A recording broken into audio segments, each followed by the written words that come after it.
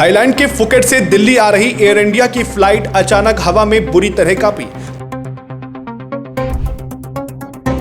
3 minute तक plane पलटी खाता रहा और अचानक 300 फीट नीचे की तरफ गिर गया। हादसे में 17 यात्री गंभीर रूप से घायल हुए और विमान की सीलिंग तक क्रैक हो गई। क्या खराब मौसम ले सकता था 145 लोगों की जान?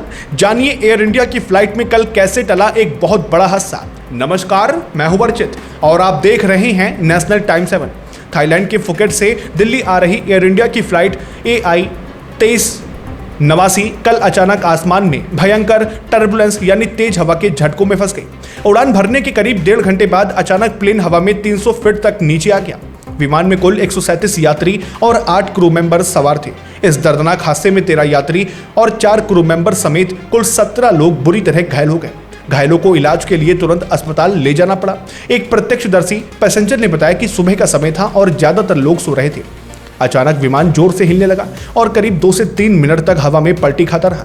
झटके इतने तेज थे कि प्लेन के अंदर सीलिंग के पैनल तक टूट गए। एक एयर होस्टेस की गर्दन में गंभीर चोट आई, जिसे नेक ब्रेस पहनाना पड़ा। वहीं कई यात्रियों के सिर, कंधे और आंखों में चोटें लगी। घायलों को प्राथमिक उपचार के बाद व्हील चेयर और स्ट्रेचर से एयरपोर्ट के बाहर लाया गया। हालांकि एयर इंडिया के जाबाज पायलट ने तुरंत स्थिति को संभाला और सुबह 11:07 पर फ्लाइट को दिल्ली एयरपोर्ट पर सुरक्षित उतार लिया। अब सवाल ये उठता है कि क्या टर्बुलेंस से प्लेन क्रैश हो सकती है? दरअसल टर्बुलेंस का मतलब हवा के बहाव में अचानक बदलाव आना है, जिससे प्लेन दाएं बाएं या ऊपर नीचे हिलने लगता है।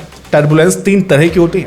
हल्का टर्बुलेंस, जिसमें जहाज 1 मीटर हिलता है। मध्यम टर्बुलेंस, जिसमें जहाज 3 से 6 मीटर तक हिलता है, जिसमें ड्रिंक गिर सकती है।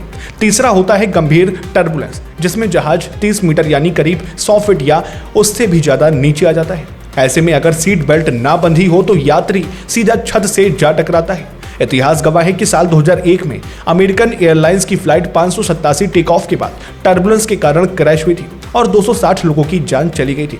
वहीं 1966 में जापान के पास BOC फ्लाइट हवा में ही टूट गई थी, जिसमें 124 यात्रियों की मौत हुई थी।